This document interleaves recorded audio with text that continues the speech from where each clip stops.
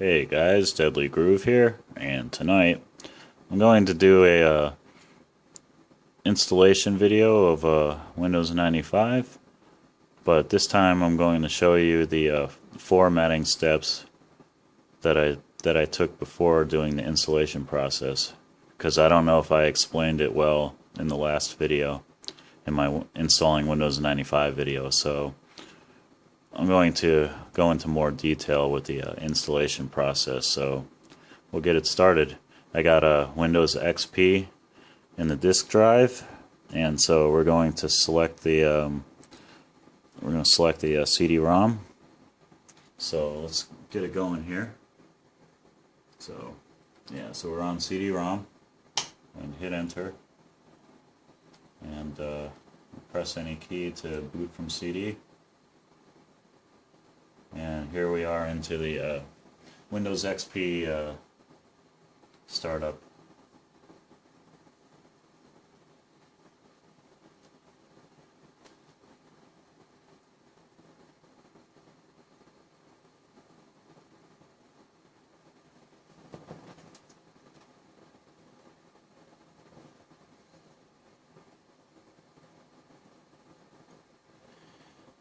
If you don't have a Windows XP disk, get one.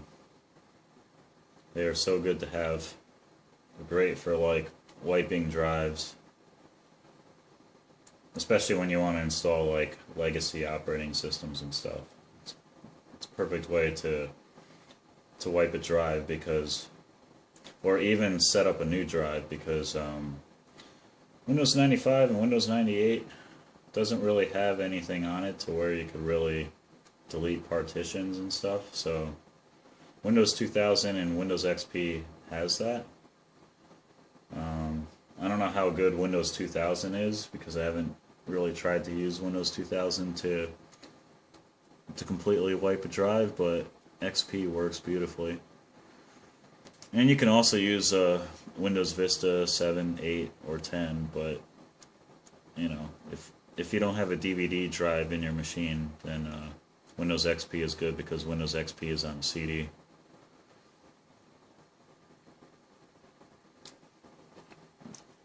Alright, so here we go. I'm going to press enter. Then I'm going to hit F8 to agree. And then I'm going to hit D to delete. So D, then we hit enter, then we hit L, and then that's it. The drive is completely wiped. Partitions deleted. Now we're going to hit F3 to quit. We don't create any new partitions or anything like that. We just simply delete it and then get out of there. And we're done with the Windows XP disk. Yeah, don't waste your time creating a partition or anything like that. Let Windows 98 do all that.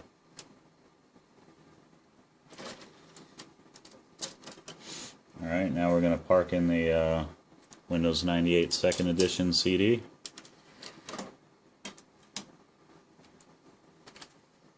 Now we're going to boot from CD-ROM. Boot from CD. CD-ROM support, hitting enter each time.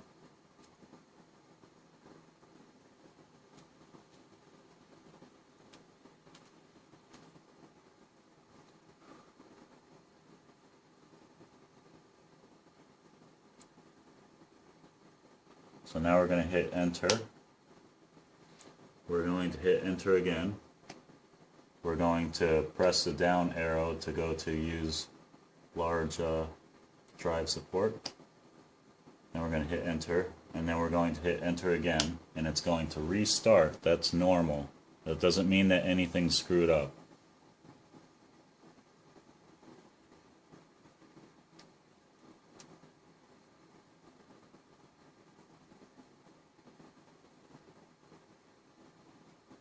Alright, choose the CD-ROM.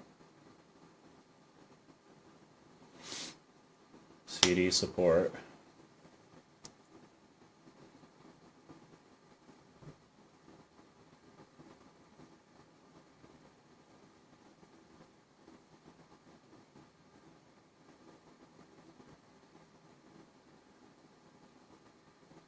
And here we go into the formatting process. This is how we format our drive. Alright. So this is what I was trying to explain in the last video, but it could have been confused by when I say use Windows 98 to format the drive. You could easily confuse it as, you know, putting the Windows 98 second edition CD in and then going through the whole, you know, format C, F disk, and all that stuff. But that's not what we're doing. We're using the actual formatting function of Windows 98 to format the drive. And then from here you can continue the installation process if you want to install Windows 98 on your hard drive. But what I'm going to do is I'm going to move over to Windows 95. We're going to install Windows 95. So I'm using Windows 98 just to format the drive. And then that will make it a lot more friendlier for Windows 95 to see it. So what I'm going to do is I'm going to pause the video here, guys. I'm sure you don't want to see the formatting process. This takes a long time. It takes about like 10 minutes or something like that. So we'll pause the video right here. Alright guys. Formatting process is almost done here.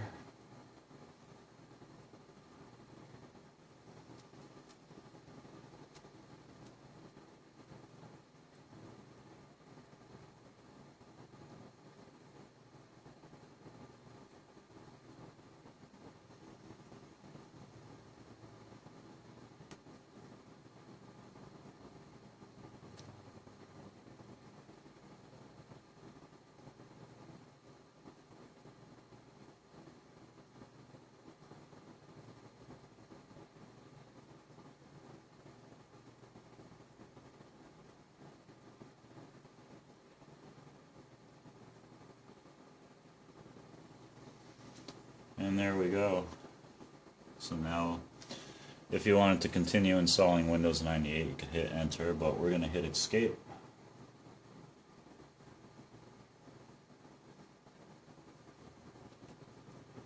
And we're going to take out the Windows 98 second edition CD.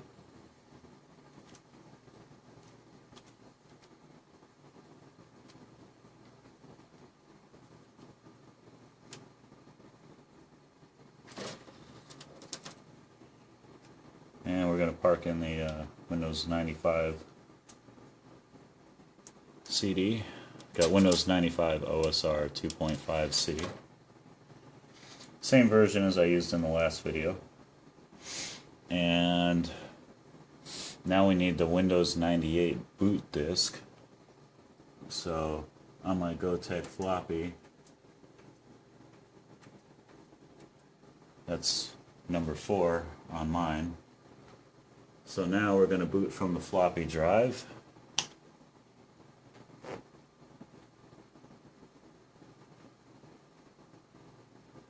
Yeah, it's always good to have a Gotek floppy emulator. Alright, so now we just hit Enter. Let it do its thing.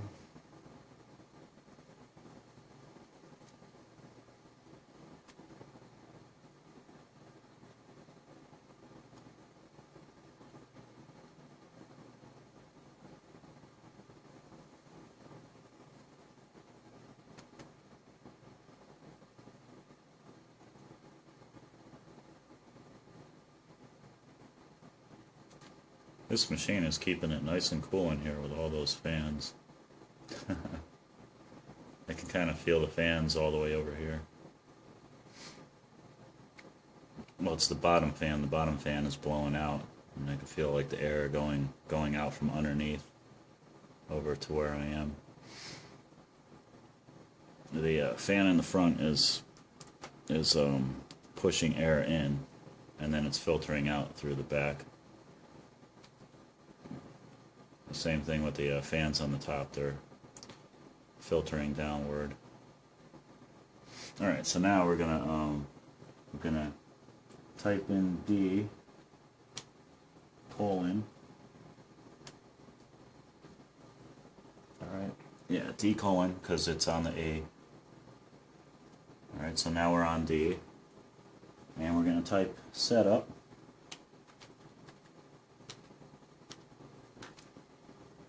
Alright, making sure that it says setup, because I can't see what I'm typing. Alright, and then we hit enter again. Yeah, so you type in setup, hit enter, and then hit enter again, and it brings us into here to start the Windows 95 installation.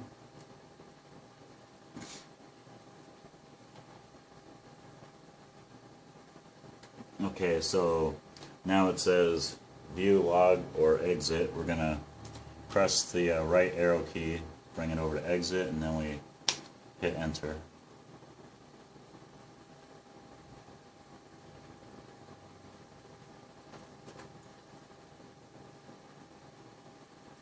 Alright, so now we're going to click continue.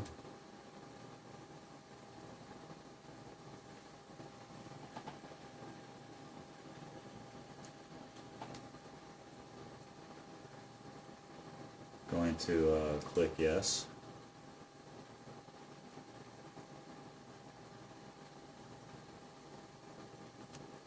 Going to click next. Going to click next. And I'm going to click next. Stick with the typical.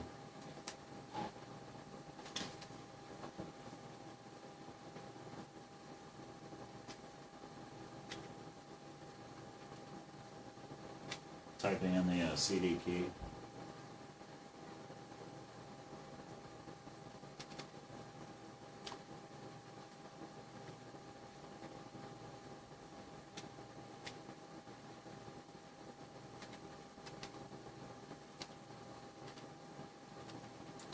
And there we go. CD key is typed in. Click next. I'm going to name this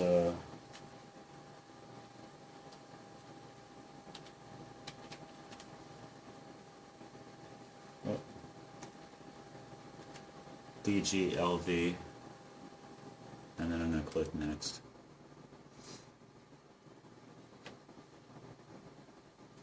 And then I'm just going to check mark the sound video. Oh, sound MIDI or video capture card. Doesn't really matter. You can you could skip either one of those, but yeah, you could skip them both. I usually check the bottom one though.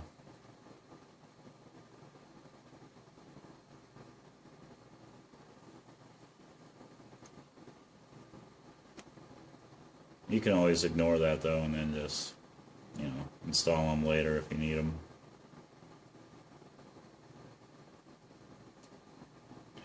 But I always check that just to make sure that we have sound in MIDI.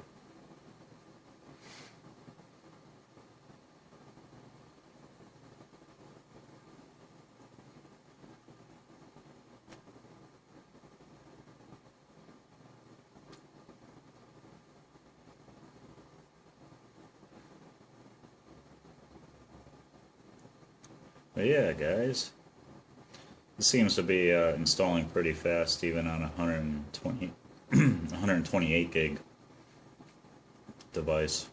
So, still the same system. It's a Pentium 4 3 gigahertz machine with a 512 megabytes of RAM, and this time we're installing it on a 128 gig SD card. Alright, install the most common. No, I do not want to create a boot, a backup disk. I do not want to create a backup disk. So, just going to continue on with this.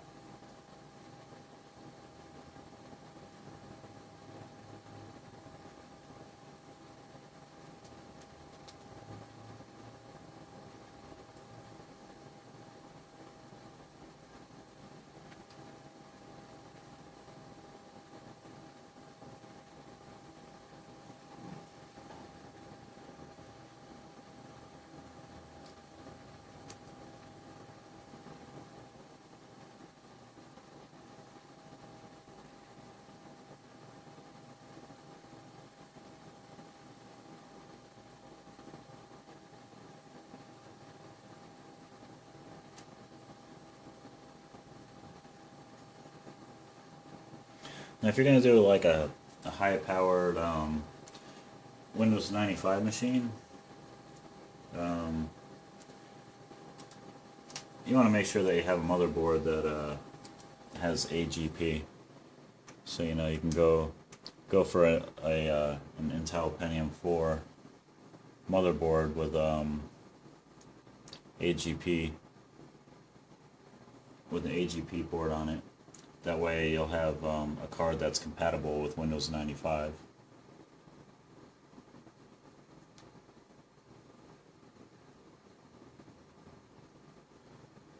And we got a Windows protection error because we're installing it on a Pentium 4. And Windows 95 has a processor limitation of 550 megahertz, I believe it is. Could be wrong about that. If I'm wrong, please correct me. But I think it's 550. I've heard people say 350, but that's not possible because my Pentium 2 is a 400 megahertz. So we're going to go into the boot up menu again.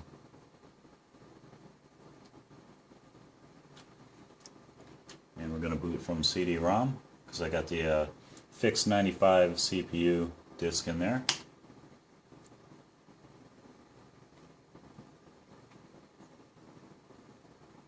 Alright, so we're going to hit N because I don't want to read. And then we hit enter. And it copies the files over to our Windows 95 installation.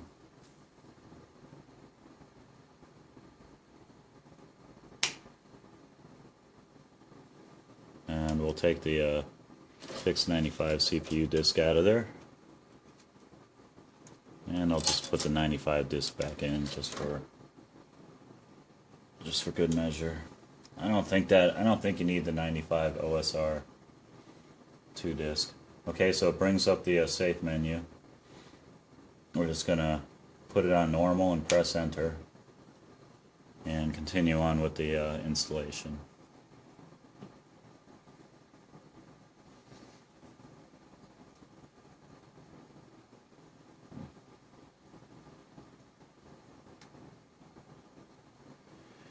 And if you want the Yamaha sound in DOS games,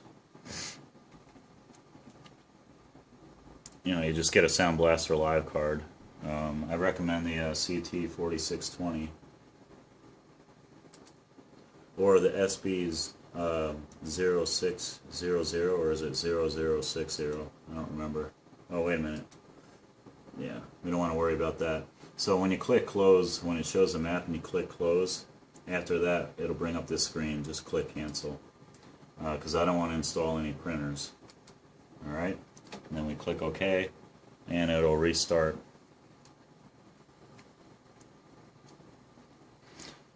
Yeah, so Sound Blaster Live, SB0060 or CT4620. Because those Sound Blaster Live cards are compatible with Windows 95, and they have the Yamaha OPL3 sound. Another good card is the AOpen Cobra. It's a YMF 744. That has a genuine Yamaha OPL3 chip on the card. That's another good card for Windows 95. So if you're dealing with a motherboard that has AGP and PCI slots, and most Pentium 4 motherboards have those, but they don't have ISA slots, you have to deal with a PCI sound card. But yeah, Windows 95 is installed. Let's do a restart, just to show it restarting. But yeah, when you're dealing with PCI, that's you know, you want to have the Sound Blaster Live or the AOpen Cobra card with the Yamaha chip on it. There's some other cards, you know, there's like a few other cards that have a Yamaha chip on it, but that's what you want to have. And that way you'll get your FM sound in DOS games, and you can also do MIDI. You can connect a Roland sound canvas or an MT32. But if you connect a MT32 or a CM32L, you want to make sure that you have soft MPU on your drive, because you need to use soft MPU in order to get the Roland MT32 to work, because none of these sound cards have intelligent mode for its MPU. And there you go. So Windows 95, when it installs in a way where every time you open a folder, it creates a new folder. So we're going to fix that. We're going to go to View, going to go to Options, and we're going to click on the single folder option, not the multiple folders. Then we're going to go to View. I'm going to click on Show All Files. I'm going to click Apply, click OK, and then we're going to click on View again, and we're going to check mark Toolbar. And I'm just going to make this window bigger, and we're going to arrange icons by name. And now when we open up folders, it's normal. Alright? And we're also able to back out. So there you go, guys. Windows 95 installed on a Pentium 4 3 GHz machine with 512 megabytes of RAM and a 128 gig SD card, using a SD to IDE adapter. And everything that I did for this, it's the same exact thing for an IDE hard drive, SATA drive, or solid state drive. I'm not sure if you can install Windows 95 on an SSD. Maybe. That would be interesting to test that theory out. But I don't know. You might be able to do it, as long as you can format the SSD to a FAT32 format. But yeah, you can also use compact flash. There's a compact flash to IDE. But I like using SD to IDE because it's really fast. It's like, never mind using a loud IDE hard drive. And those things are unstable. They break after a while. They get really noisy. They suck. So using an SD to IDE adapter is the way to go. And yeah. In fact, I have one right here to show you.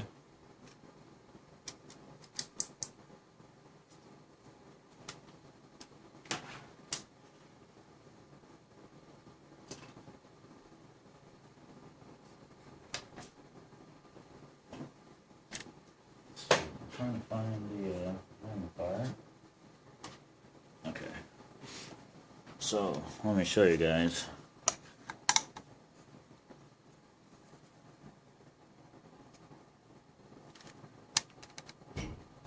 There it is.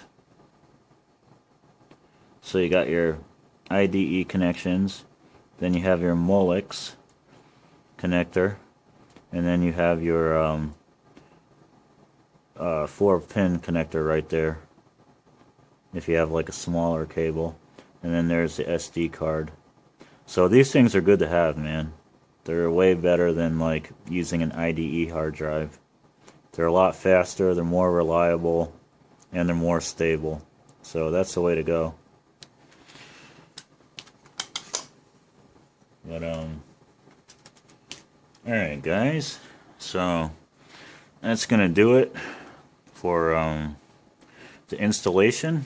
So I just wanted to kind of do this video over again, showing you the formatting process. So that's gonna wrap up this video. This is Deadly Groove signing off.